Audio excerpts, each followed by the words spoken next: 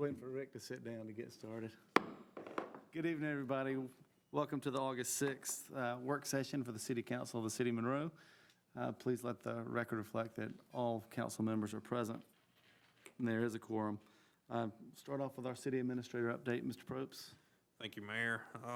Just one major item real quickly. You may have noticed the signs up on North Broad at the streetscape project. Paving is due to begin August 12th. So we'll be putting something out on social media, making sure everybody's updated when that is completely concrete and firm. We hope it only lasts a couple days, could be a little longer. It's going to be a bit of a mess. Hope everybody takes their time and is patient with the process, but the result is going to look great and operate really well also. Other than that, we're still plugging away on the Spring Street sidewalks. I'm in talks with the owner of the company now to get this thing finished. It's gone on a little bit too long. It's still in liquidated damages, so we're not paying anything else out right now. We're withholding retainage, but hopefully in the next couple months, we can get that thing to a close. That'd be great. Thank you. Are there any questions? I have a quick question. Yes, sir. You said paving gonna begin on the 12th? Yes. Are they gonna do anything, with the lips on the different sides of that sidewalk? One of them look like it's 8 inches deep, and the other side look like it may be 2 inches. So how are they gonna correct that problem? They're supposed to pave it evenly. Some sides are higher, some sides are lower, but we leave that up to the contractors to make it right. Any other questions? Okay, Mr. Bailey, Central Services. Thank you, sir. Yes, sir. Just a couple quick things. The police station, municipal court building, and progress that we're on in the Plaza Shopping Center. We are probably about a week away from our 95% review meeting, which gets us almost to our final layout of everything. And then that puts us to our final review of everything, details, security of everything, and then we're pretty much set to bid hopefully sometime in late August. And then I should have those bid results back to council sometime in October, based on the way 30 days works out and the legal part of it. So hopefully we start construction sometime by the end of the year. I would like to by the end of November, but maybe December. On City Hall, the drive-through, the exterior of our building is now complete. We had everything repainted. The bollards are yellow now instead of white, so I hope that was okay. I just thought that would be a little bit highlighted a little bit so people maybe won't hit them, and I hadn't seen any marks on them yet, so hopefully not. Sidewalks here in town, we had curb appeal professionals come in and pressure wash the West Spring Street sidewalks from the center of town to where the new sidewalks start. And then at several of our facilities, community building, the playhouse, we finished up a little section at the old City Hall building that was missed, and everything looks good.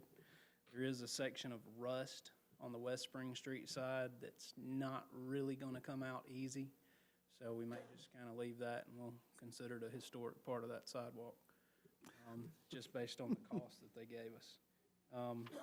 Other than that, I hadn't got anything unless anybody's got any questions. Are there any questions for Mr. Bailey? Any comments?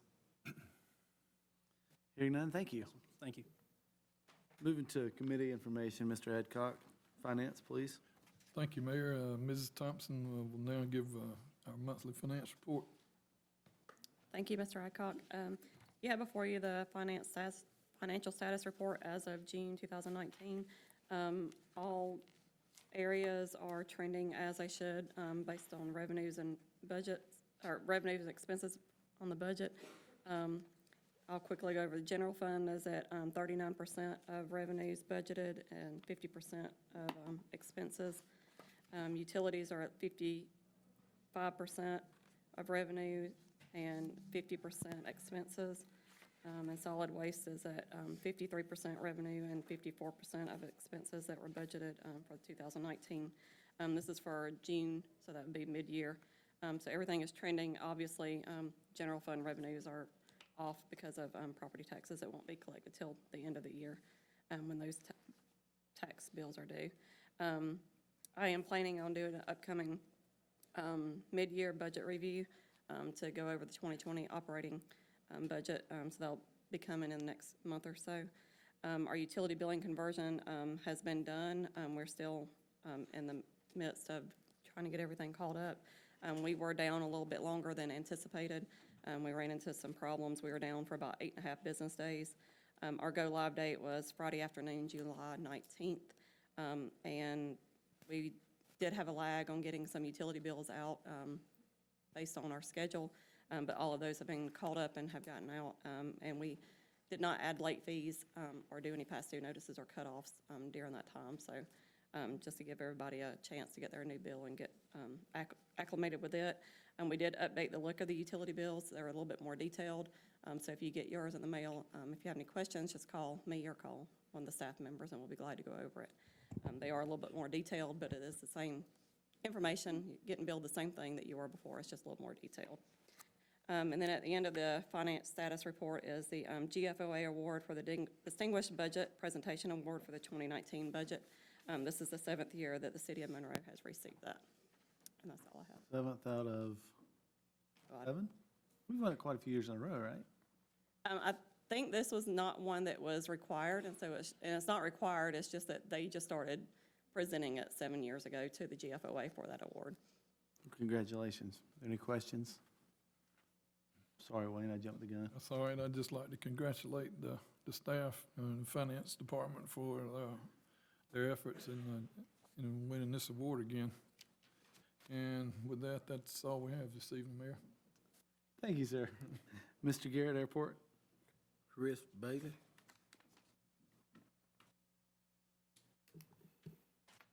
I'll go through the projects just a little bit real quick first. The east side is 99% done. We're sitting there, we got a little punch list that we're gonna have everybody, or have E.R. Snell finish up. But that project's done for the most part. We came in $45,000 under budget. The West Apron Taxiway was actually paved Monday, I believe, Friday, Monday. I can't get days straight right this second. But anyway, we're waiting on I think Public Works on Monday is gonna grade the shoulders to where everything is essentially safe, and then E.R. Snell will come back and stripe that area. And then two, I guess, I don't even really know how to talk about it, but I guess I'd be remiss without saying that, you know, July 9th, we had quite a tragedy for the community and the airport and the Nunley family, and losing Si at the airport.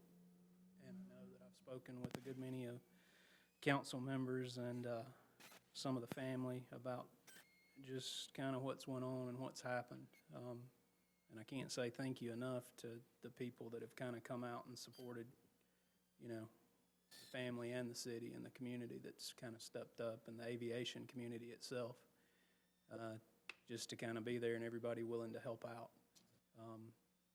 I've discussed some with the council and some with the family, reaching out to them for different ways that we're going to maybe try to provide some type of remembrance of Si, and hopefully we should have something in concrete and in stone this coming Tuesday. But it was just it's one of those unfortunate things in life, I think, that we experience, and just not easy for anybody. I know a big loss for the city and a big loss for everybody. So I just kind of wanted to briefly mention that. But yeah, that's the end of the report. I'll jump forward to our consultant selection. As I had updated y'all over the last couple of months, the DOT has required us, because of conflicts with Barge and the state of Georgia, to resolicit a statement of qualifications from companies and firms that are interested in serving the city of Monroe. We had 4 firms actually put in: Pond Company, W.K. Dixon, Holt Consulting, and then GMC, Goodwin Mills K. Wood. They submitted statements of qualification. We evaluated those, went through, we decided to invite all 4 firms in for interviews, at which point we submitted them or gave them a specific set of presentation points. And they came in, provided interviews, provided details. I actually included GMC's presentation packet in there that they came in with. And after evaluations of the submittals, after evaluations of the presentations, the consensus was to go with GMC for our next 5-year contract to serve as our airport consulting and engineering services firm. I'll be glad to answer any questions. The RFQ is actually attached. And I think I put in there the tally results of everything with the scoring. And I feel like they presented us with some unique things that we hadn't seen before. They kind of thought outside of the box, which I like. Everybody can do those standard things that the DOT lays out in front of you and what they provide, but they gave us that little bit of extra and explained to us how they essentially would accomplish that. So that's my recommendation to council or to the airport committee, that we go with GMC as our new consultant of record. Anybody have any more questions for Chris? If not, that'll be all. Mayor, I would like to make one comment about the airport. Is Yes, sir. in addition to what Chris had mentioned as far as Mr. Nunley. You know, back when the airport started, there were like either 4 or 5 individuals that got together in the city and decided they would start an airport. And they got out there with their tractors and whatever and graded stuff and worked with the city to get some Glenfield property to build it on.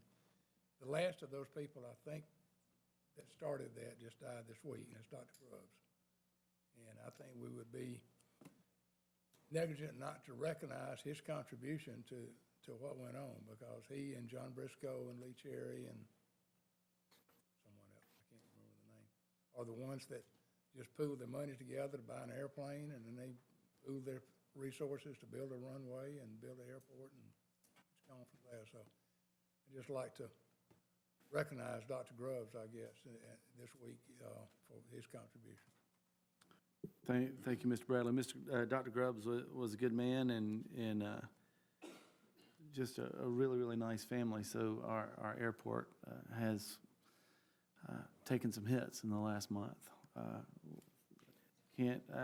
can't say enough about how much Cy and his whole family means to us, and the same with Dr. and Bunky Grubbs. So thank you for mentioning that, and thank you, Chris, and thank you, Mr. Garrett.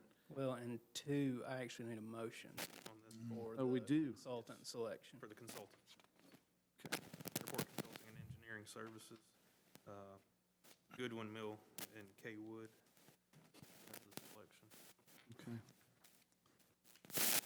So we need a motion for that. From the committee, yes. I'll make a motion, we recommend that to full council next week. Second. Been motion and second. Anyone, everybody approve by the word of aye? Aye. Anybody opposed? We will move that to council next week. Thank you. Thanks, everybody. Mr. Dickinson, Public Works. Mr. Smith, would you give us the solid waste report, please? Thank you, Mr. Dickinson. Just want to highlight the June tonnage report. The collections were pretty much the same for the month of June. Our transfer station deposits.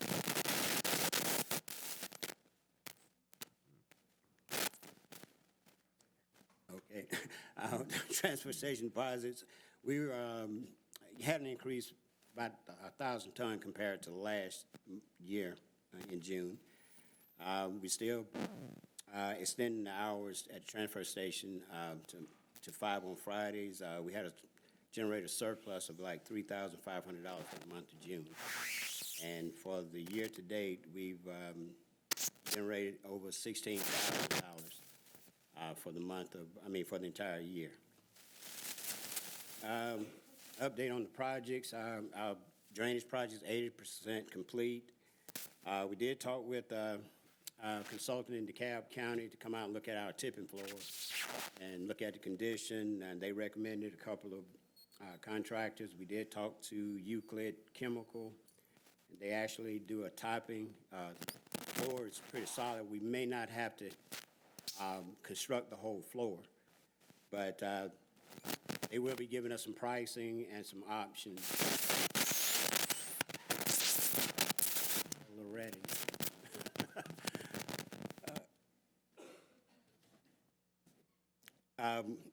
We will be getting some pricing from this company. They did come out and take a look at it. And there are some others, but we'll talk to about 2 or 3 and see what's best. The only other thing I have on the report is that we did get our 2 new trucks delivered. The automatic side loader was delivered this week. And also, our knuckle boom truck was delivered. It's in service. It was in service on yesterday. And our target date for the automated truck is mid-September. We're going to have to send out some notices. That's going to be some special instructions for the citizens to do in order for this truck to be efficient and effective. Something as simple as making sure that the container is set with the arrow facing the street. Because this side loader is a one-arm operation, and if you got it backwards, you may have a load on the ground. So that's something and we have to be able to manage the overflow, anything sitting on the ground. We're going to have to really take a really look at that and making sure they're away from mailboxes. Have any questions? Are we considering going to a larger receptacle? This is for the 95-gallon part. This is garbage, not the Oh, recycling. not recycling. Yeah. Oh, okay. What is what's the piece of equipment that we use that picks up all the yard waste? Gas and knuckle boom, and that was the one that we did replace, because the one that was in service, it was having a lot of issues with hydraulic. Cooling was leaking on the ground, so couldn't come in at a better time. There was a ton of yard waste along my street this weekend. It's all gone today, and I saw it. Doing the deal. Impressive. Thank you. The next item is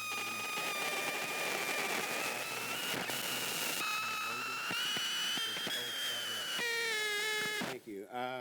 Yeah, the motor on the John Deere loader went out, and we had to replace it.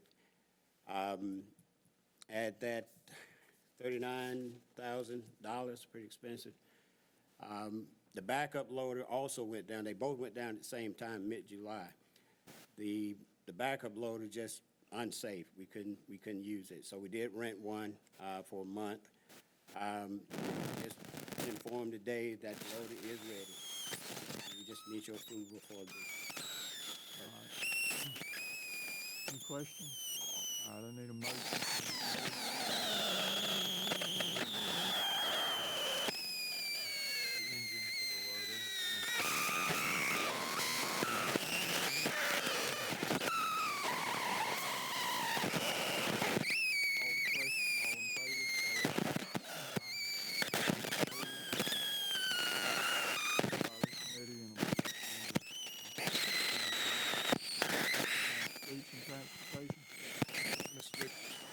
Highlighting some stuff that's going on right now within the department. We have recently completed the deep patching portion of our 2019 LMIG program out on Alcovey. Roughly 37 tandem loads of asphalt used for deep patching. I'll be meeting tomorrow with John Allman from Walton County Public Works to schedule the overlay portion of that. And once that date gets nailed down, we'll relay that and communicate that through social media, because there will be some traffic situations, especially on the Broad Street end, as far as traffic controls goes. Our right-of-way crew's out daily, keeping our right-of-ways maintained, doing a great job of that. preventative, corrective maintenance in our fleet maintenance division. And other than that, we've worked, collaborated with a couple other departments out at the airport. Had some guys working with some of Brian's guys today, poured out all the concrete for the light poles on the North Broad Street project. It's shaping up. And I will mention again, the traffic situation up there in the next couple of weeks. Avoid it probably if you can. It's gonna be a spectacle. The traffic situation up there throughout this portion of the project has been good, probably compared to what's gonna happen once they start paving. There'll be numerous tandem dump trucks in the road, very large equipment as far as asphalt spreader and rollers. So once that goes into play, just be very cautious about the north end of town as far as that, but it's gonna be really, really, really good once they finish it up. And I'll be glad to take any questions. Is there any way that you can notify so that people that are using GPS can be made aware? I'm not certain if we have, well, on such a short notice, I don't know that they would reprogram. I mean, we can put out things on Waze. Yeah, Waze was the one I was thinking. Yeah, we can do a Waze, but other standard GPS, I don't think we could get updated. Would recommend everybody try to take Charlotte Rowell to get around. That might be the preferred alternate route during this time. Might be nice training. There you go. Any other questions, comments? All right, we'll turn to the on-call engineering proposal. Mr. Probst. Thank you, Mr. Dickinson. Before you here is the on-call engineering agreement with Keckenwood. We discussed this a couple months ago. Got back the agreement with them. This is primarily for transportation and parks-related projects. And what this does, it gives us a more favorable rate with the Keckenwood staff for projects that we can, just kind of make a phone call on, small type project deals. Anything large that's going to exceed any of our authority will still, of course, come back before you, on a project-by-project basis. But this just kind of helps keep the wheels turning on some of our smaller type projects day in and day out, should we need them. All right. Are there any questions for Mr. Probst? Hearing none, I need a motion from the committee.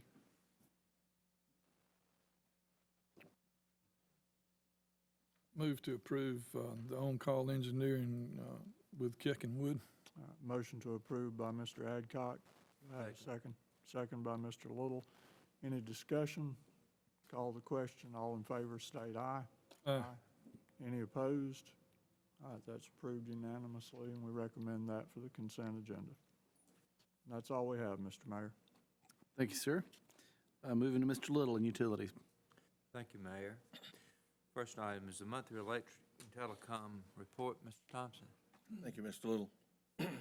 I will reiterate, Mr. Steele's talking about the traffic on North Broad. Our crews did work together to pour all the bases for the lights from Perry Street to Marable Street today.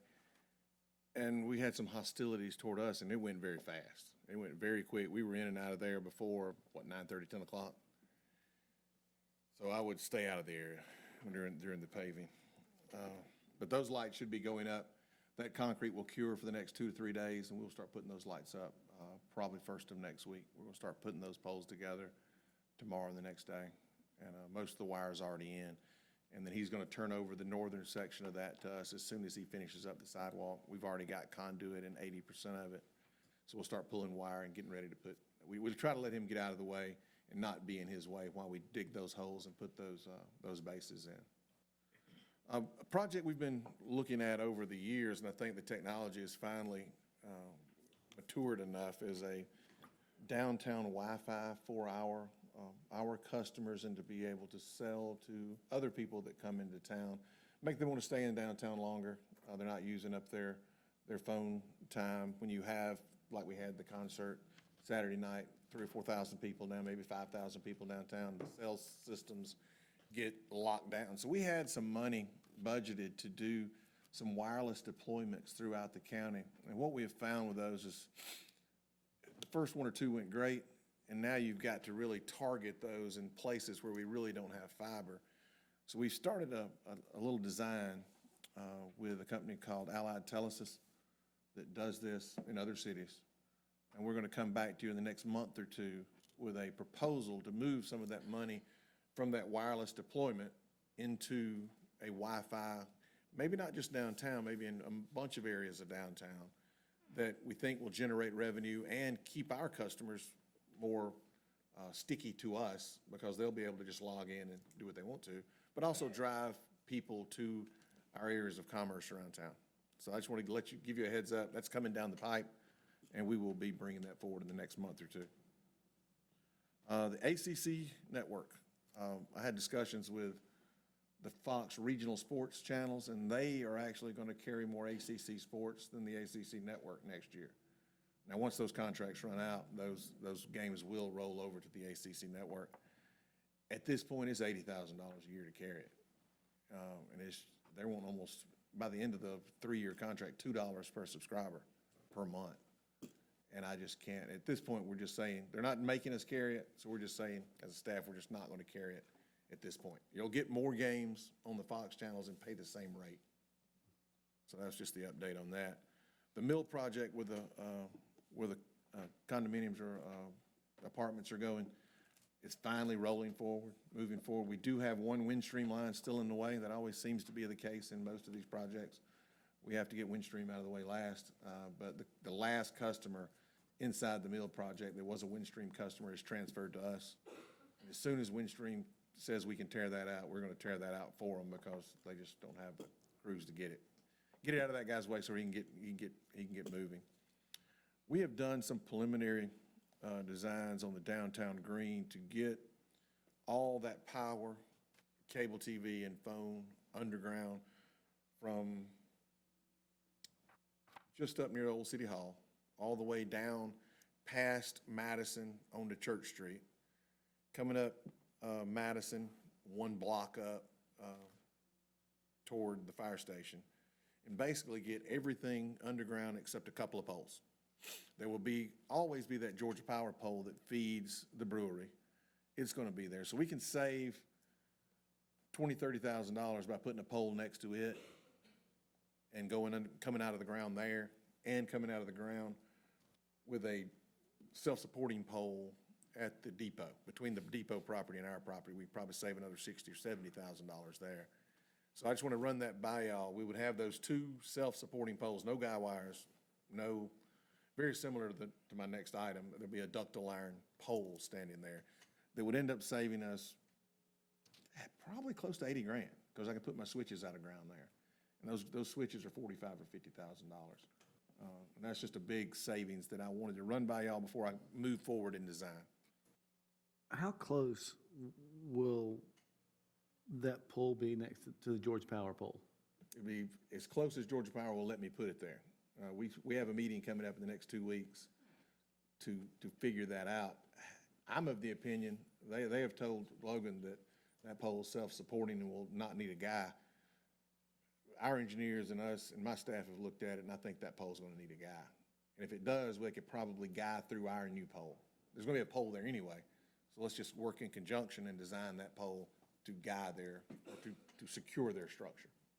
But as close as I can possibly get it to it. Right now, you know where we mitigated the little dirt right over next to the parking lot? Right in that area is where it would be. Okay. Now, coming out of the depot area, we've got a 3-phase line coming down the property line.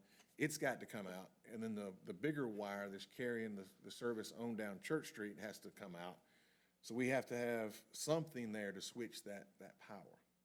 Now, that can be either an underground cabinet, think big dollars, or a larger self-supporting pole.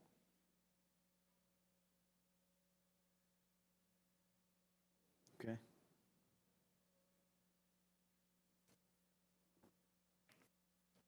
And that's all I have for my report for the month. Thank you, Brian. Will you you're going to talk about your emergency restoration plan. Yes, sir. We have worked under a emergency restoration plan here in Monroe for years. It's mainly not been written down, it's just something a plan we worked under.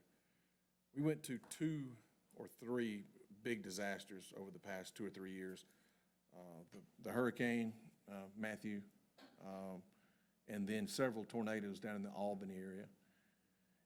We took that's a huge, we haven't had that kind of disaster here in Monroe since '92. So we took that knowledge that we learned from that and some plans that those cities had, and we turned it into this plan here. What this does is this puts down on paper what our motions will, how things will work as we move forward in the restoration of energy to the city. And I'll hit some highlights. You know, how the plan is implemented. Either the mayor, city administrator, or the governor declares Monroe under an emergency.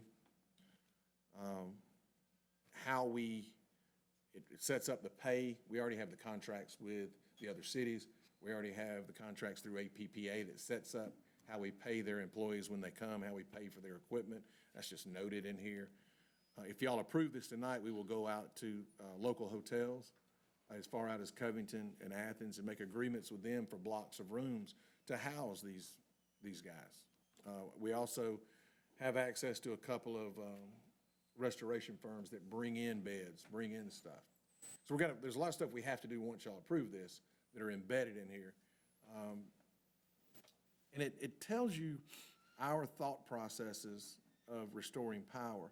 And what we have found over 25, 30 years of putting power lines back up is the quickest way to get the power back up is to figure out where you're at, to figure out what the damage is, to figure out what it's going to take. So spend 3 or 4 hours figuring out what the problem is and then go to work.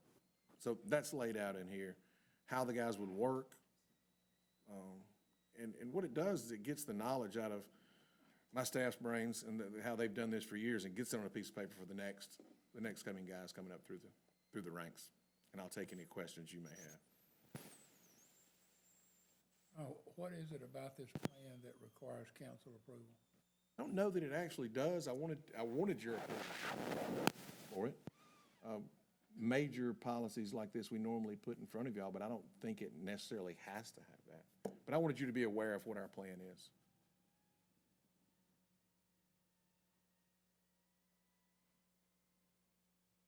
This is just being adopted then as a policy.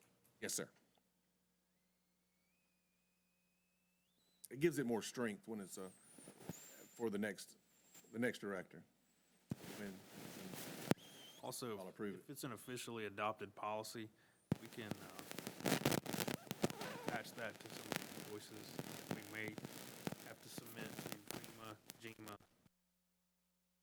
So it needs to have this. They ask these things. When I went to Albany, after their post FEMA and GEMA meetings, they asked for, the biggest thing they asked for is your poll inspection. Where's your poll inspection records? Well, we have that. Where's your signed documents with APPA and ECG for mutual aid? Well, we have that, but I didn't have this. So it's not necessary, but it's nice to have when the FEMAs and the GEMAs of the world are asking you questions. Has this agreement or policy been adopted from others?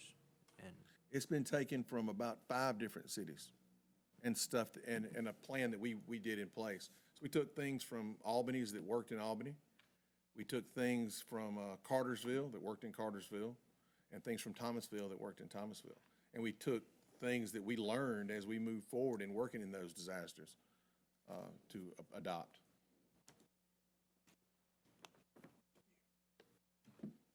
are there any other questions? Is there a motion to recommend the adoption of the restoration plan policy? Sheriff, if it's important that the council adopt or approve this policy, I would recommend that it be, rather than on the consent agenda, presented to the full council next week. If it's important for the full council to sign think we can, I think that could be done. I don't know of a reason it couldn't be. I still think that we could, as a utility committee, can recommend it, but it'd be a separate item on the council agenda. And I would make a motion that we recommend. Is there a second? Second. Second. Motion by Mr. Bradley, second by Mr. Adcock. All those in favor say aye. Aye. Aye. And we request that it be placed on the council agenda as a separate item. Thank you.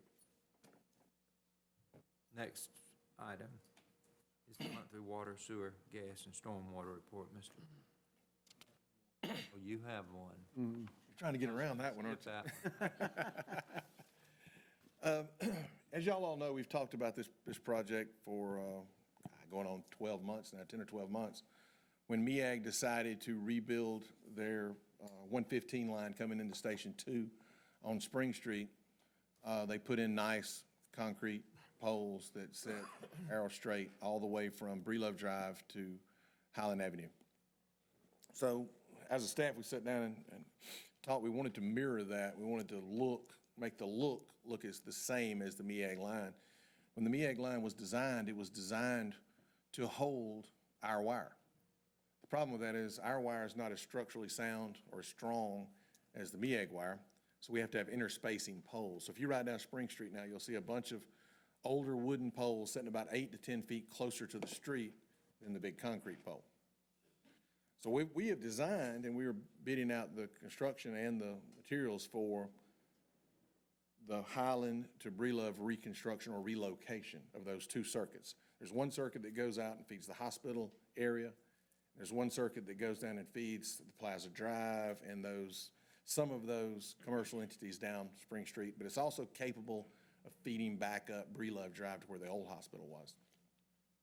So we tried to figure out how to beautify that corridor, how to make that corridor look better. And first we looked at concrete poles, and the concrete pole cost is astronomical for two reasons. Your shipping costs, where they come from, I think it's Ohio. The concrete poles themselves, and then you have to get a crane to set them. And the crane cost is pretty rough. Just to let you know, we only have 2 concrete poles in the whole system. They're both on Charlotte Route, and they both cost around $12,000 to get here and put up. So we went to ECG and said, what are our options? And there were a couple. There were some composite poles, but they still required guys, which are the wires that hold the pole structurally in place. And then there's the ductile iron, which is a lot like the water lines that Rodney uses throughout town. Ductile iron of flex. So we went to Ackworth and looked at their implementation of a ductile iron pole line, and it looked great. Now, it does cost substantially more for the ductile iron poles. The low bid on this is $77,969, which is about 60 grand more than what the wood poles would be. But the lifespan of those poles is much longer. It's actually longer than the wire itself. The structural integrity of those poles is much better. Somebody can run into them, they're not gonna knock it down. And we do have 2 important circuits on that pole line. And the aesthetics of what it's gonna look like when it's done, I think is well worth the cost. Now, we can build this with wood poles, we can build this with ductile iron poles. But I wanted to give the council the option of saying we want to do this. And to go through that, I had to go through this process and figure this out. So this is mainly, if you want me to build it in the most aesthetically pleasing way and the most structurally secure way and without guy wires, which is the biggest complaint I get from any landowner, is the guy wires. The ductile iron is the way to go. It's a lighter pole than concrete. It's actually a lighter pole than wood, stronger than wood, and it outlasts wood. At the 65-foot height some of these poles are going to be, wood poles are going to be bent. They're going to be bowed. There's no way around it. They grow the trees too fast today to make a straight pole. So we're requesting that we go with the ductile iron. And I'll take any questions y'all may have. I'm assuming that if someone hits one of these poles, they can take an impact much greater than a The MEAG concrete poles are there, and it's about the same. They're approved for, We've had several accidents where they've clipped the wooden poles and cut. you're gonna bounce off this more than you're gonna bounce off a wood pole. A wood pole is gonna grab you and hang on to you, because the car itself digs into the wood. The concrete poles they're gonna do what they do. But these are DOT approved, the pole or spec, and they're off the right of way. They're out of the DOT right of way. We're gonna be able to set them out 8-10 feet further back, And it will be a straight line. straight line. So what'll happen, if you go out and look at those concrete poles now, that line is built horizontally, which means flat, on cross arms. The new line will be set vertically, where they just string up the poles. That's why we're going with a taller pole. Cleans the pole line up, and you don't have all the stuff just hanging off all the sides of them. We will be looking at these poles for very specific applications around town. One of them is right here at Highland and Broad. It scoops. We've got an old wood pole that needs to be replaced anyway. And if we put a structural, self-supporting ductile iron pole there, we don't have to have that guy wire that just sticks out that all the kids swing on. So we're looking at it for very specific sites like that. And then in the future, there may be a line that we need to build that has something like the hospital on the end of it that needs to stay up no matter what. And that's the pole we would probably suggest. We've done a lot of research on these poles. They're easily drilled. And that was one of my big concerns, is if we have to add something new to it, how do we drill a hole in it? Well, we've got a tool that you drill a hole in it with. And Ackworth has had good luck with just drilling it with regular old DeWalt drills. Any other questions? Is there a motion?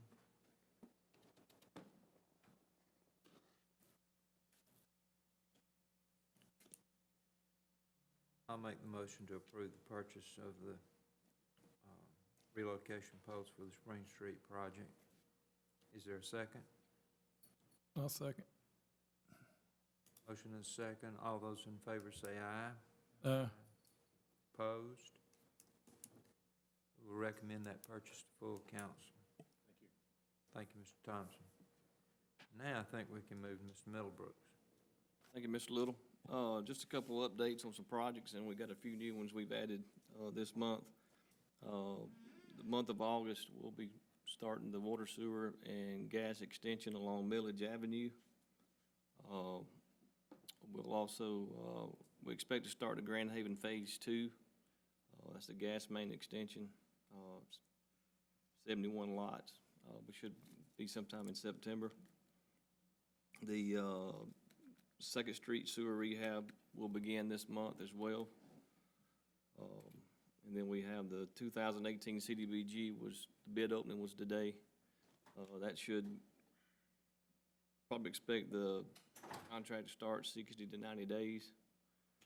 That's going to replace sewer and sewer services to the homes along Stokes, Knight, Lawrence, Mill, Mears, and South Madison.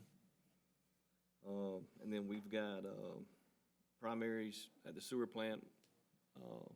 Went online yesterday. Knock on wood, first time all four of them ran in quite a while. We've really battled those things, and so we're hoping that those will run for a while. We also have a water main extension along Wall Road.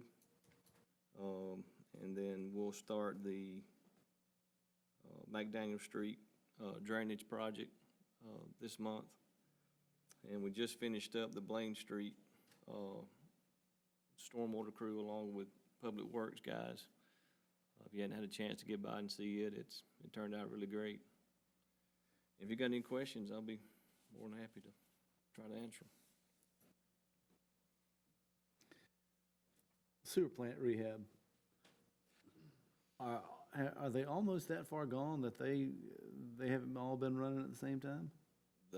All four hadn't ran probably, I'm gonna probably say 8 or 9 years. So as soon as you finish out these two, you're gonna jump on 3 and 4? Well, 3 and 4 was rehabbed about a year ago. Okay. The problem we've had with these. So we have two. Yes. Okay. The problem we've had is every time we got two running and wanted to start them, the others, those would break.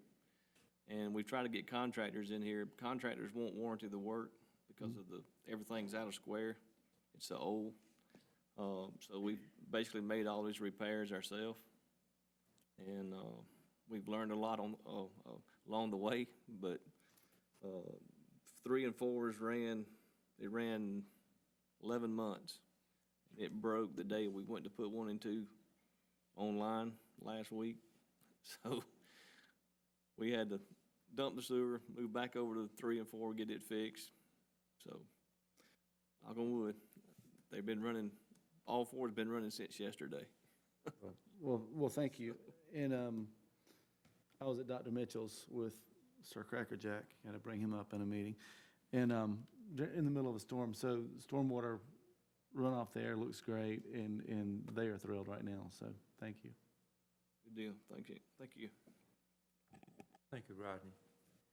All right, 2020 CDBG grant writing and administration services items, who's going to handle it? This is 2018 they just discussed. We had the bid opening today for the construction. But this is the selection of our grant writing and administration services firm to start with for the 2020 CDBG. And just to kind of highlight some of the points of evaluation, their standard and what comes from the state and what we're required to evaluate these firms on. Were the knowledge of guidelines and regulations of these type of projects, their capacity to be able to complete this work, past performance with the city or with grant projects, their experience, current workload, and their fee-based structures. We had 4 firms submit qualifications based on what was requested, and the evaluation committee unanimously selected Allen Smith Consulting for the 2020 CDBG as our grant writing and administrative services firm. I'll be happy to answer any questions.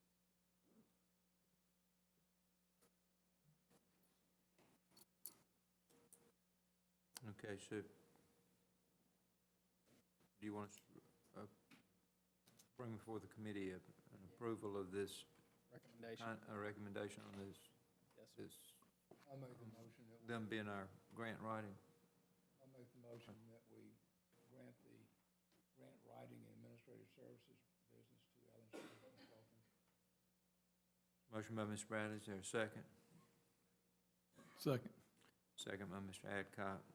All those in favor say aye. Aye. Opposed? I recommend that to full council. The 2020 CDBG Engineering Services Agreement. Thank you. Yes, sir. Same project, same thing, same guidelines from the state, different set of points of evaluation. It's based on their ability to perform the project functions, their experience with these type of projects, key personnel experiences, references, and then their fee-based structure, which they're required to provide on what they charge for their engineering services for this. Evaluations, or firms, there were 5 that submitted. The evaluations came back to actually recommend Carter and Sloop as our engineering services firm for the 2020 CDBG project. I included the breakdown of what those evaluations came back. I'll be glad to answer any questions. They actually had the second lowest fee structure in the entire batch. They were 8 to 10%. And then the plan writing and everything is included. Do I understand that there is a different company for wastewater? I'm sorry? Are we having based on the written packet, looks like there's, with the wastewater treatment plant, there's a different. Not sure. This is, I have no idea what you're looking at. Okay. It's just, like I say, this is just for the engineering services for this same 2020 CDBG Okay. project. Is there a motion then to approve Carter and Sloop as for the engineering services? I'll make that motion, Mr. Chairman. Motion by Mr. Adcock, is there a second? Second by Mr. Bradley. All those in favor say aye. Aye. Those opposed? Motion carries. Thank you, sir. Recommend that to the council. Thank you, Mayor. One Think you have more one, item. you have one more? Keep skipping these. I think that's Mr. Middlebrooks. Yes, before I go to that, just so you'll have the information, the 2020 CDBG is gonna be a stormwater, it's gonna be curb gutter and drainage, project. It's for 3rd and 4th Street, as well as Felker, Cockwood, Hubbard, Wilkins, Cherokee Avenue, and Indian Creek. It'll be a dual target zone, be our first one that I'm aware of, that we've tried to do this, so. Asking for your approval tonight for the out-of-state travel for myself and Jessica, which is our plant manager at the wastewater plant. We spent the last, I guess, year visiting all the water plant, or sewer plants, I'm sorry. As we approach the rehab of ours, just trying to look at the easiest to maintain, the easiest to operate, the most cost-efficient way to treat our wastewater. And basically, we've narrowed it down to this aqua aerobic systems, and they have requested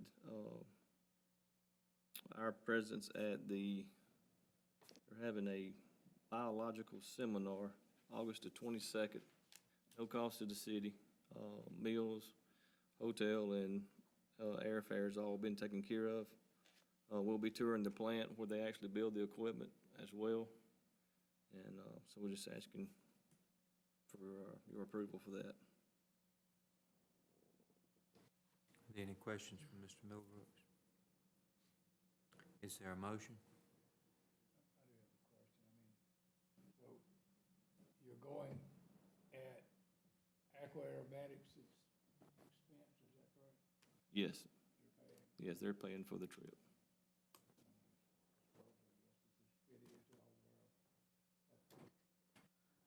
Yeah, so this is one of those deals where you kind of have to do a lot of scouting on these systems, and it's a lot of intense management of these systems. And so, you know, hasn't been voted on yet that we are going to buy this piece when we do the wastewater treatment plant rehab. But to be, 100% sure with Rodney and his staff that this is the system that they can handle and take care of when we do those upgrades in the coming years. I don't really see a problem with this. I don't see any policies that it would potentially violate in any way.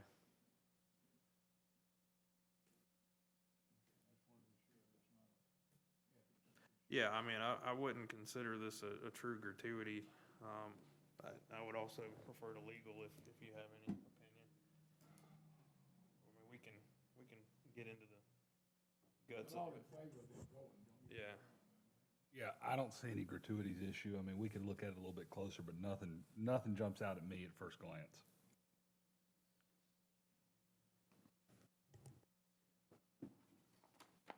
And the reason we brought this up before you, because it is, although free, it's still a business trip. So I wanted to make sure that, that was clear before all of you. Any other questions? Is there a motion?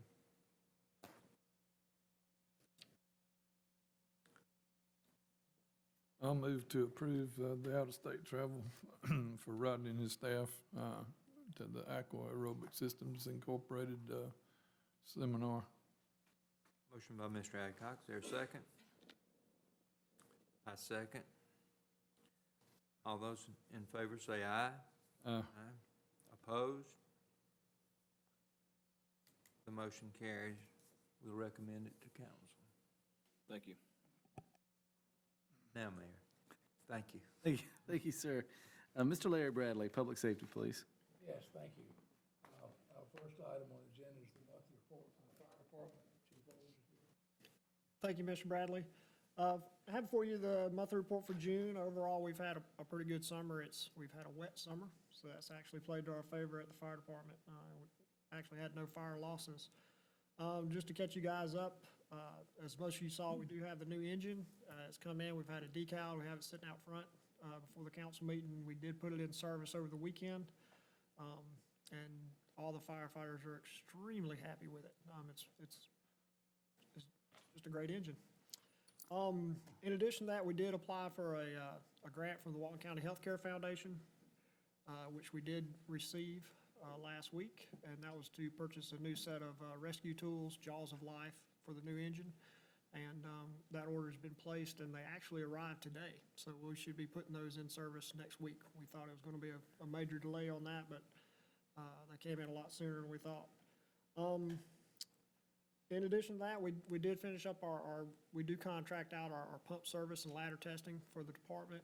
All that was completed in the last few weeks, and all those pump tests and ladder tests came back good. We've passed everything, just minor repairs, which is normal annual maintenance, more or less, on all those. The ladder truck is still out of service right now. It is being repaired from the ladder test, but again, just minor repairs, just beyond our scope, though. So we did send that out. And then the last thing is we did finally finish up all of our hydrant flushing and testing and servicing and maintenance for the year. So be happy to answer any questions y'all have. Any questions? Okay, I think we have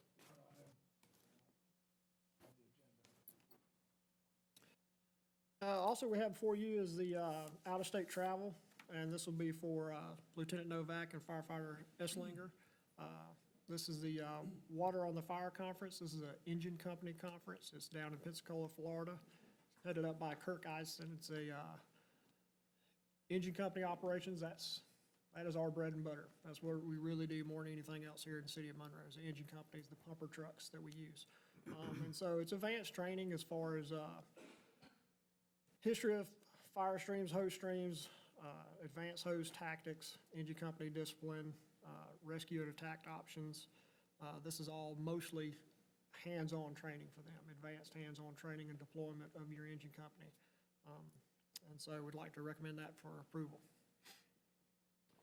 And the total cost for the two people is $1364.57. Yes, sir. Any questions from council members, from committee members on this chart? Do we have a motion? I'll make a motion, we recommend this expense of $1364.57 for fire personnel for out-of-state travel and training. Motion by Mr. Ross Bradley, do we have a second? I'll second it. All in favor, say aye. Aye. Any opposed? It passes, we'll recommend that to the council for approval. Next is for the police department. Chief? Thank you, Mr. Bradley. June was pretty busy for us. We did respond to 5,641 calls for service. And something significant I wanted to point out for this month compared to last year at this time is on our Part 1, Part 2 crimes. Our Part 1 crimes, which is your more serious crimes, is down 45% than what it was last year at this time. And our Part 2 crimes are down 10%. We did have a couple community events, and just to kind of update you on what we recently have going on. I don't know if you've looked at our social media page, but yesterday is when we released the cyberbullying video that we talked about into the school year last year in Monroe Area High School. I actually showed that video this morning. I'm going to be showing it to all the students out there and getting a lot of positive feedback in regards to that. And the reason for the video was in response to the issues we've dealt with over the last couple of years of kids using social media and these apps to bully one another, and just trying to, address the issue up front as we start out the new school year. Second thing, I don't know if you guys are familiar with this, but Saturday night, received a call from Brian Thompson about 9:30 in reference to someone that was tapping into the power, stealing power over around Windsor Drive. As soon as he called me, and Mr. Thompson knew this from years ago, where we had marijuana grow houses out in the county, and immediately contacted our narcotics unit, sent them over there. and they executed a search warrant, took down a pretty substantial marijuana grow house. It took them all the way from that night till 10 o'clock yesterday or Sunday morning to get everything out of the house. It's going to take a lot to get that house back to where it needs to be before the power can be cut back on to it. They seized over 100-plus marijuana plants out of the house, and it was, like I said, it was in stages from seeds all the way up to full-grown plants, and had plants drying inside the residence. So we did have 2 individuals we took in custody in reference to that.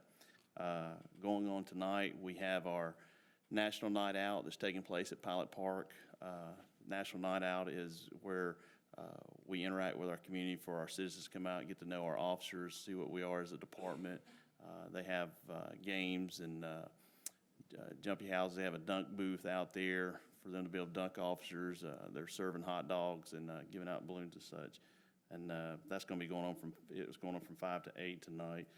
And then lastly, what I want to say is everybody knows Detective Holbrooks. Back on July 18th, she suffered a stroke, was taken to St. Mary's Hospital. And since then, she's came home, but she's not able to come back to work. She's having to go through therapy for her right arm and her right leg.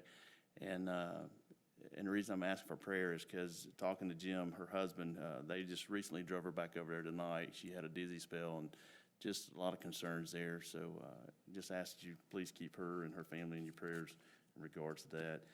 And be happy to answer any questions if you should have any. I would like to say that I had an opportunity to look at the bullying video, and I would encourage everyone to go, I guess, on Facebook's the best place to find it. Yes, sir. It's on our social media page. It is lengthy. It's about 30 minutes long, but I believe it addresses the majority of the concerns we wanted, or the topics we wanted to hit. And it's good for the kids and for the parents to see just what's going on. Very professionally done, so are you going to offer that to civic groups or other? Yes, sir. We want to get the information out to whoever's willing to receive it. We want to pass it out and get it out to as many organizations or schools. We wanted to be that standard that's set to try to educate not only the students but the parents in regard to the issues that's dealing with that. And as sad as I hate to say it, you're seeing more and more now active shooter type situations and things that are going on in this country, and this is one of those ways for us to be able to address the concerns behind it, and try to prevent it from getting to that potential state. I would encourage our media members here tonight to watch that video, and if you can do any publicity on that to get it, more people to see it, the more the better. Thank you, Mr. Bradley. Anyone else from the committee have any, or anyone else from council have any questions for Chief White? No, sir. That's all we have. Thank you, sir. Appreciate it. Ms. Malcolm, Planning and Code. The monthly report, Mr. Patrick Kelly. Thank you, Ms. Malcolm. I did want to mention about the bullying video. I did watch it yesterday evening as well, and it's on YouTube. I don't know the title of it, but if RV does, you can tell the title, and it's readily available on YouTube already, and it's actually great. Got my daughter to watch it with me. Some highlights for the statistics from the report for the code office. New businesses, we had 10 new business licenses issued, and this is covering the month of June. We had 7 businesses that were closed. Major projects that we had, we didn't have any major ones that were permitted. We've had a lot of that have been submitted, and will be coming to your attention in the very near future. We had Silver Queen ongoing at that time. They're finally making real significant progress on that building, and it's looking great. The Main Street apartments have actually moved over to the building site and started doing some work instead of just the stormwater control area in the parking lot, so that's nice to see. And Murphy USA completed their work at the gas station in front of the Walmart in June as well. The city marshal removed 58 signs from the roadway. He did 146 repair cleanup notices in that month, investigated 6 tampering cases, all of which received citations. And the balance of the report is there. If you have any questions, I'll be happy to answer them. I just have one comment. Would it be possible on new businesses for you to give the address in order that we might know who's in our district that might have opened a absolutely. new business? Absolutely, I'll make a note of that. That's all I have. Does anyone have anything? Okay, Mr. Stone, I believe, Darrell Stone, do we have something for him? No, he's out this evening, so we had Oh, okay. Patrick cover for him. We good? Thank you. Thank you, Ms. Malcolm. Mr. Ross Bradley, Economic Development. Thank you, Mr. Mayor. Ms. Crosett, would you like to join us for the economic development report, please, ma'am?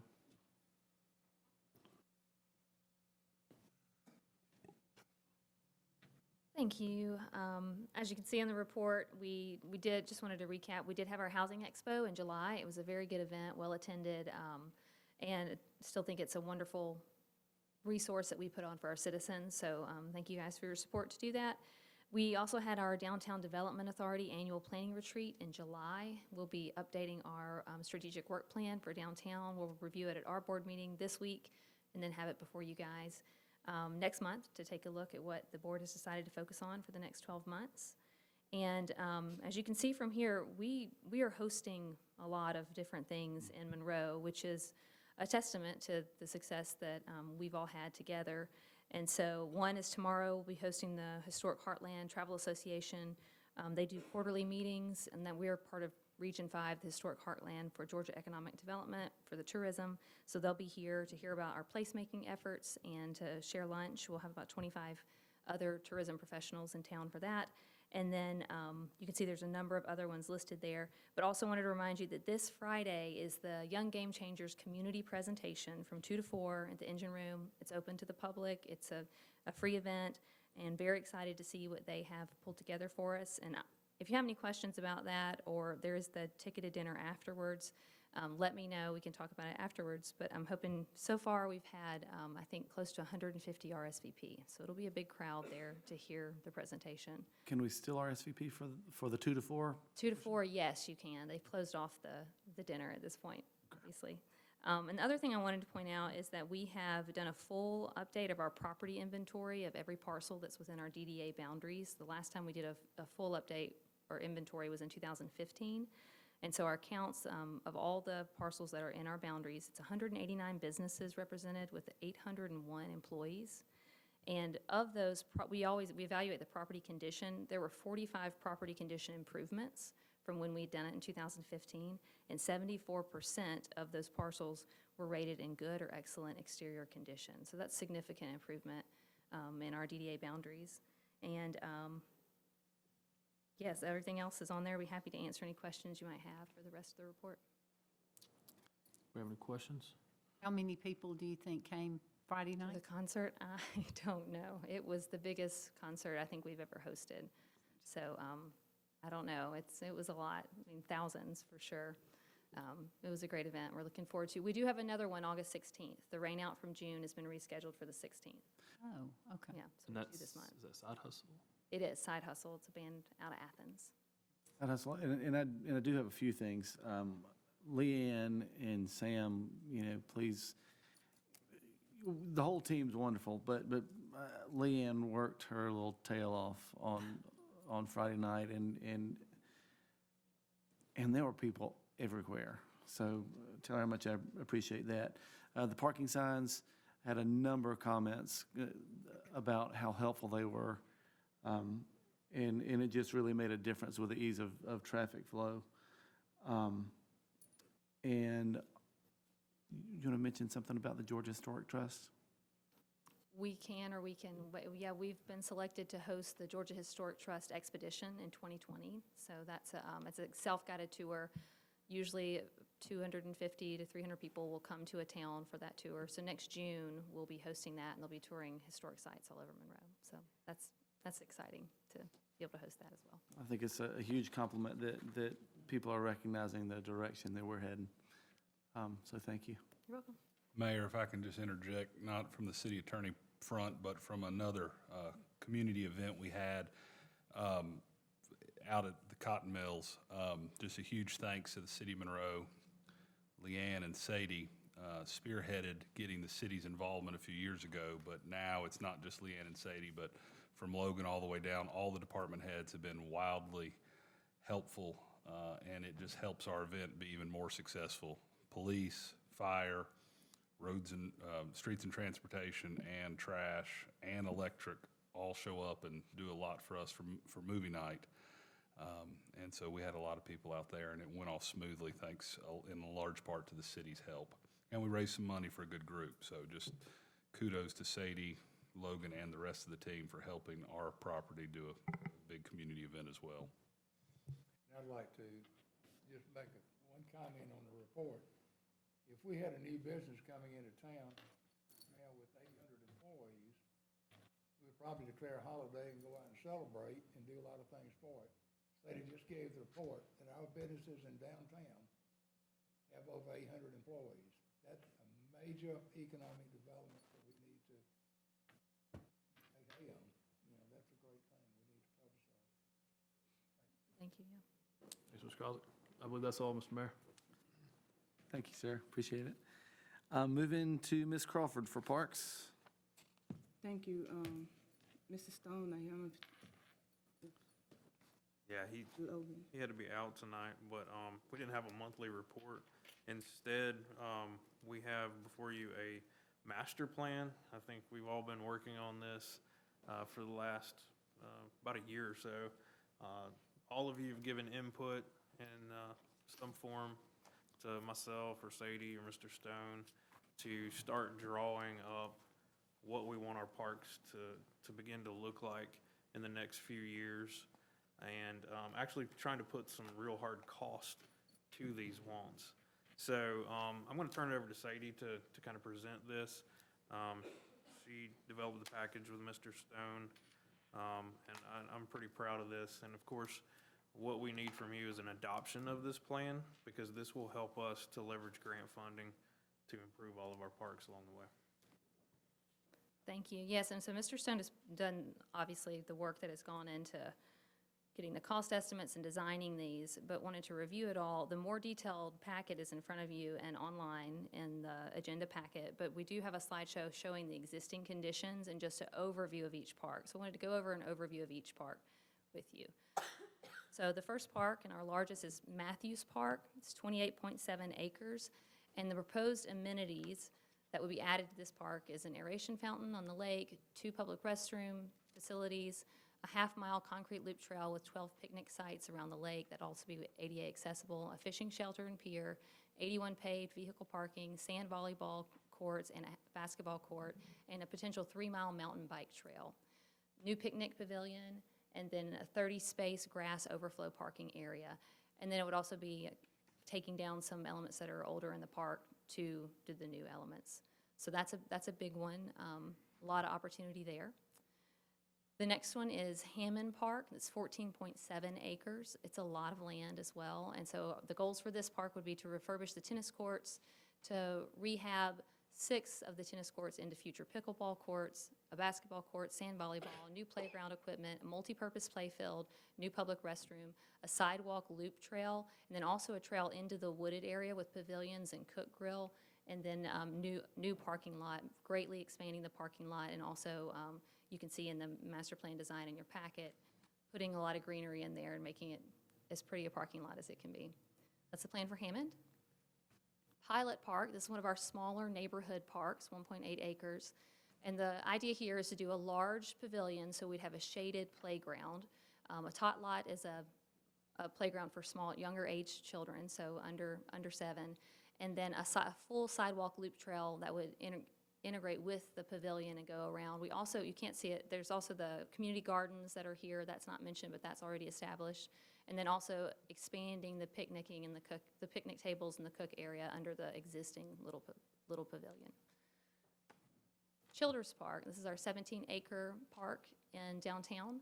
Proposed amenities here are a new gazebo that would be next to a pool feature, meaning pooling the stream by doing a dam where the stream is on the past the substation. So kind of, that's a huge drop-off now. It'd be grading all of that out and damming it so it would be a small pool of water, and restoring the stream, and kind of grading a lot of that out, and also piping a portion of the stream so that you could have a large green grass area for a play field.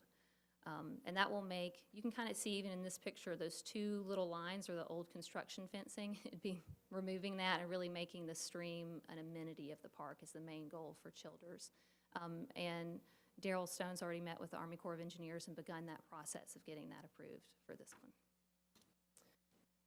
And then the Town Green Park is 1.67 acres, and the goals here, Mr. Thompson mentioned it earlier, the underground power would be a portion of this, but the big part is to include a splash pad, a public restroom facility, a covered stage area, and a terraced lawn for outdoor events, 121 additional vehicle parking that would be in partnership with neighboring parcels potentially, and then also along Madison and Church Street, a sidewalk with trellis benches, and then this could also serve as a trailhead for a future rail-to-trail development along the railway corridor. So this would kind of be ideally where people would park, play, and then could walk the trail in the future. In Coker Park, it's 27.8 acres. The proposed amenities for this one would be to rehab the softball fields, and there's two different potential layouts in your packet that you'll see. It would include a 114 car parking area, new restrooms, a smaller playground area for kids, rehab the pavilion and the cooking grill areas, a 0.67 mile hiking trail, a fishing pond is also possible to be restored there, and then a bench shelter area where you could view the airport and watch the activity at the airport, since this is adjacent to that property. That's the plan that's there. And the only other park mentioned in your packet was Kidd Park, which we don't have any specified plans for that one at this time. It's just park green space, and the future for that one will be considered.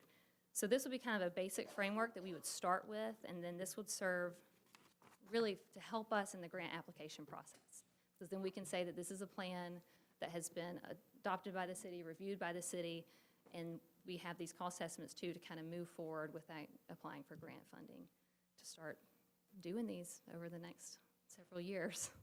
Any questions about the full packet? I have one question. We had a presentation here a month ago, I guess, for a playground for special needs. Yes. Is that included in this? All of the so that's been on the radar. So all the new playground equipments that are proposed are ADA compliant. So for example, the Pilot Park one that would be under the pavilion, that would be completely ADA compliant and have surfaces that you could get there with a wheelchair and access it if you had any kind of disability. That's outstanding, because I did get a call from Hands of Hope this afternoon asking if she wanted them to all come with their pom-poms and, cheer everybody on, so. And you can't tell from the design because they're so big. You can just see where the playground area is, but when it gets into the development, that would be the time. And Daryl's aware of that and wants to make sure they're ADA compliant. I will mention the trail proposed for Matthews Park all around the lake with the picnic pavilions, all of that's ADA compliant as well. So you do have, I heard you say concrete trails at Matthews. Are we going to have any mulch trails, or is it pretty much that we're going to do all concrete, or we hope to do all concrete from here on out? Some kind of surface that would be packed enough that you could have a wheeled, Oh, they are compliant. on that trail around the lake. Now, the mountain bike trails would be just dirt trails, packed trails, Of course. and mulch trails, yeah. And total cost of this, I mean, these are pretty good estimates, anywhere from the $4 to $6 million range for full build-out. A lot of this can be done in-house with our crews over the years, but that's just kind of a good construction cost estimate as to what it would be. So at Matthews, you've got the Julian Brown walking trail. Is that going to be brought back and preserved? I don't know the answer to that, actually. That's a great Yeah, question. I'm not aware of it. we want to try to restore as much as we can. At one time, it was a really nice arboretum, and if we can restore that along with some of these designs, and the disc golf is very popular out there. Keep the elements that are popular with everyone and restore the ones that we can. I think it'll turn into a really nice park. Yeah, that was a true educational feature at one time. Any other questions or comments? Oh, I was going to ask about the restrooms at the town green. Do we plan to take that on as a city before we initiate anything with parks? I mean, is that one of the top priorities? Yeah, we're probably gonna have to make that a priority as we start standing up the park. If we start hosting events. there. Right. Right. Yeah. I know the units that Mr. Stone has priced out, it's a standalone concrete. You see it in a lot of parks, a lot of state parks, that it's one piece that's kind of pre-constructed, and they bring it in and put it in, and would have a bathroom on either side, and has a nice finish to it, so it doesn't look like a concrete block. Right. But that's the unit that he's priced out in the cost estimates, and so that would be, it would go up hopefully quickly there. I think what we're kind of working on as far as the first round of grant opportunity, which you will see some resolutions in the future to apply for these grants coming up. Town Green's a priority for that, and it's a great candidate for one of the bigger grants from Department of Natural Resources, so. Okay. Thank you. Motion. Is there anything we need to act on the master plan tonight? or is Yes, that just- I would like to get you guys to refer that to council next week for consent agenda adoption. I'll move we approve that to full council next week for adoption. Thank you. Second.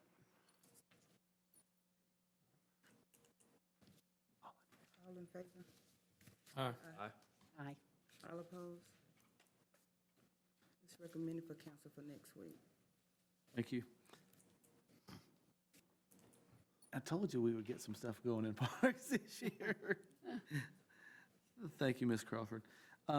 Moving to items for discussion, and again, just for discussion tonight, HPC demolition appeal at 213 Boulevard.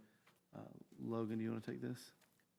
I'll hand that one off to Patrick, but for the details, but essentially this was the appeal from the Historic Preservation Commission meeting last week, or the week before, for the 213, and then the second one was 404 South Broad Street. Okay, and this is all discussion only tonight, correct? Correct. Okay.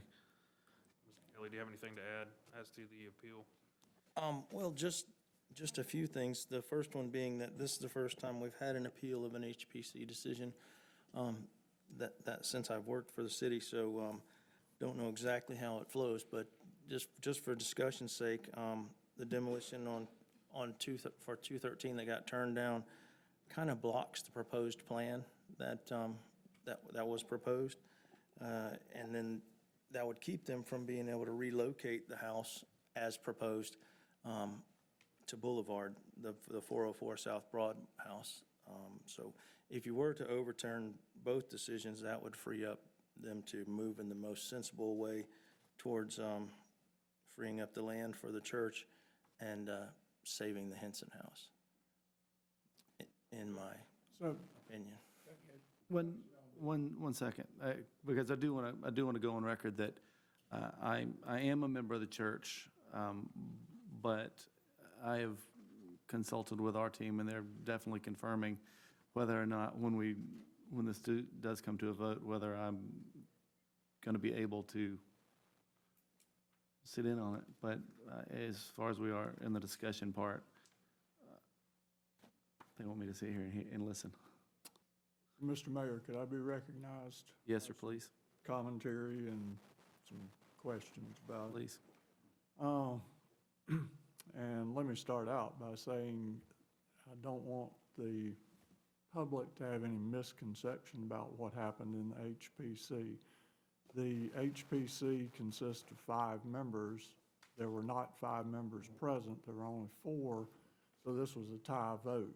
So really, it was no decision because it was a tie vote, and the way the rules for the committee are written, it's an automatic appeal to the council, as I understand it. So we'll make sure there's not any misconception about that.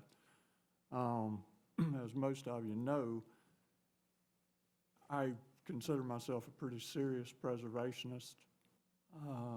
My wife and I have personally done something like 17 historic homes in this city. And I've served on the HPC.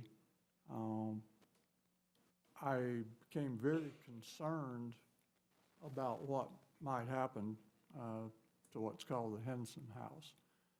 And my objective, and I think the city's objective, should be to make sure that that house gets preserved and restored. Let's take these one by one. Let's go to 213 Boulevard. Well, can I just have a little latitude? I'll give you leeway, but I just want to know that 213 is the Bear with me, because I went over there today to look at them, and I got wasp stung, so I've made my big sacrifice, so give me a little leeway. So anyway, that house is the only existing example of neoclassical architecture remaining in the city of Monroe. At one time, there were a couple of others. They've been destroyed over decades. That one's the only one remaining, so it's imperative that it be preserved. And so the question is, for me anyway, what is the best way to do that? And my viewpoint is there's no way to really do it and accommodate what the church needs to do and do something with the other two structures that front on Boulevard unless we put together a plan that involves moving the Henson House. And while that, I've got to say, I don't think that's the greatest thing in the world. I think of the options that exist, that's the only one that's viable. It's got to be preserved, and moving it from one side of the lot to the other side of the lot, I think really minimizes the chance that anything would happen to that house that would make it not restorable on the other side. It puts it facing into what's already a historic neighborhood. You know, Monland subdivision, which is Boulevard, is the oldest actual subdivision in the city of Monroe. It's a different architectural style, but it would work. And I don't think anyone in that neighborhood has expressed any opposition to it, and I think indeed some people have expressed support for it.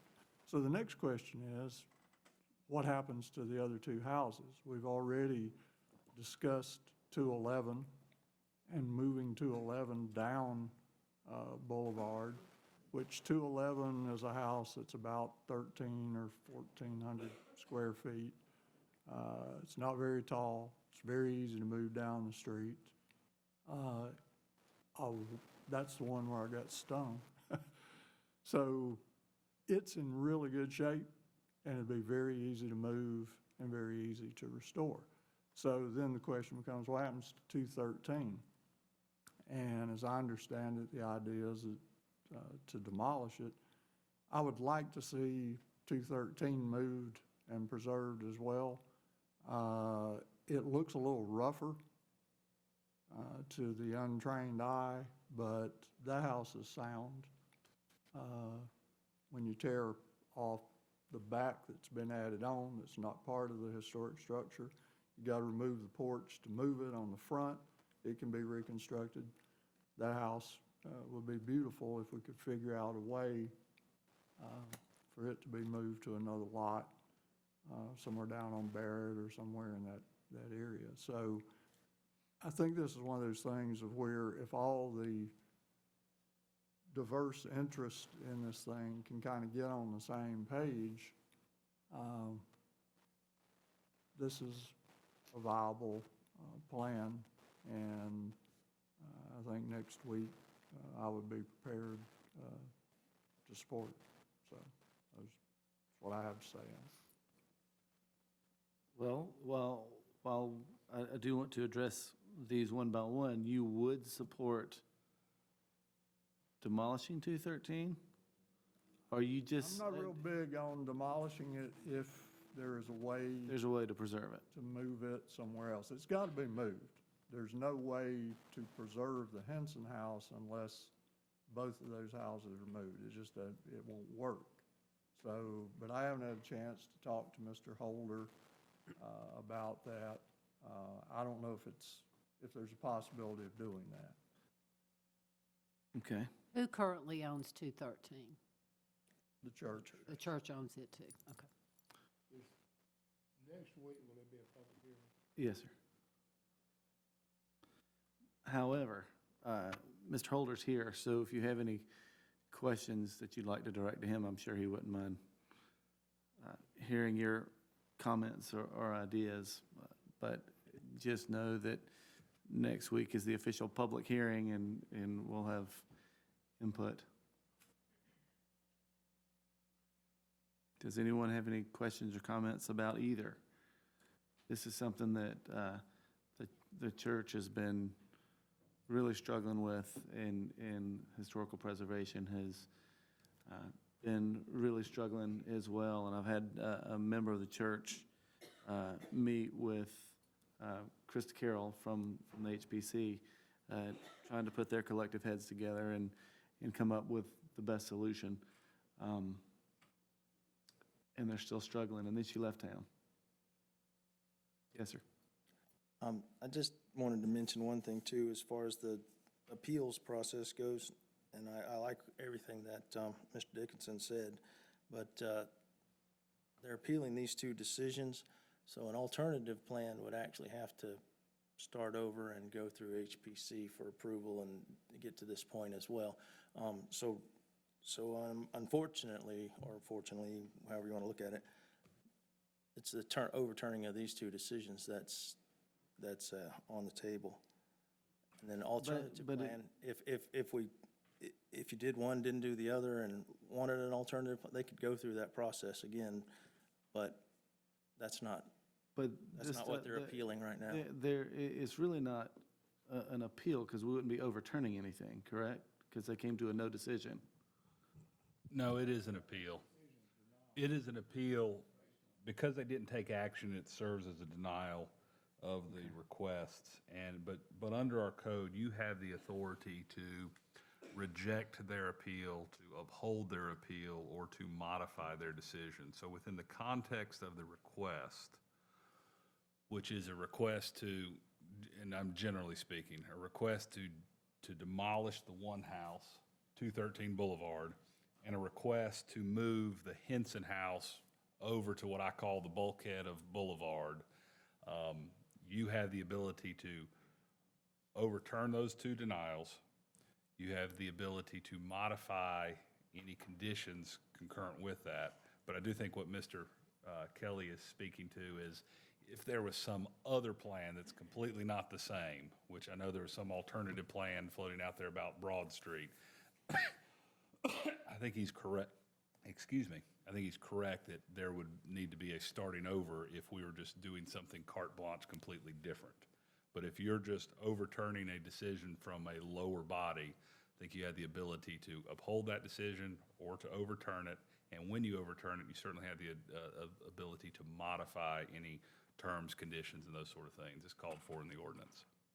I hope that clarifies that. Yes, sir. Thank you. I think clear as mud. Are there any other comments or questions? I would like to walk through 213 Okay. Boulevard, so I'll try to get in touch with Dane, and that's possible. Okay. I did want to note the heated square footage, I think, on 211 that we've previously gone over was noted at almost 1,400 square feet, but I think they were going to take off a section of that, which shoehorned it into the other lot down Boulevard. The 213 home is a little over 1,600 square feet, so it's a little bit wider. If you take that back off, it's going to reduce it to about 13. Yeah, it'll be about 13. A little bit, it appears to be a little bit wider on the front, so pushing it into certain lots may or may not work, so that's just something to think about as to where that may go in the alternative. Okay. Additional comments, questions? Mr. Little, No, not at this time. Mr. Bradley, No, sir. Ms. Crawford, No. Mr. Garrett, Mr. Adcock. None. We'll talk more about this next week. Thank you, everybody, for coming and for making yourselves available for any questions. We'll see you again next Tuesday night. Moving to the application of the microbrewery and microdistillery from Southern Brewing Company. Mr. Kelly? This is just the request to have the micro distillery, microbrewery facility there, and everything seems to be in order and be for your consideration next week. Thank you. And if this is something that, that does get approved next week, do we have an idea on a timeline? They're starting construction now. So we better hurry. Okay, any questions or comments? Hearing none, we'll move to the items requiring action. The public hearing for the 2019 millage rate, Ms. Thompson. Thank you, Mayor. This is a public hearing to discuss the 2019 millage rate. Total millage rate currently, if we did the rollback, would be 7.148 mils. Due to several changes in the digest. And one of those big changes is Piedmont Hospital became nonprofit status, so that affected the digest a good bit. Also, the new title law due to the motor vehicle that has moved to a TAVT, which has not brought in the revenue as projected back several years ago. So due to those changes, our digest has actually decreased if we stayed at the same millage rate or did the rollback. So the recommendation by city staff is to increase it to 7.802 mils. That would give the city a prospective increase of $247,083. That's assuming 100% collections. And I'll open it up to y'all for discussion. Are there any questions for Ms. Thompson? I know you had a chart when we had the last discussion. For a $150,000 house, approximately what would be the increase annually? On a $150,000 property, that's taxable values at $60,000, so that would be a $39.24 increase on our tax bill, city tax bill. And the average cost of a home in the city of Monroe is $163,000, is that correct? I don't have those numbers in front of me, but I do believe that's A little bit lower, I believe. So our average would be looking at about a $50 a year increase. Okay. Are there any questions, any more questions for Ms. Thompson? I'll declare this portion of the meeting open for public input. Is there anyone here who would like to speak regarding the millage increase?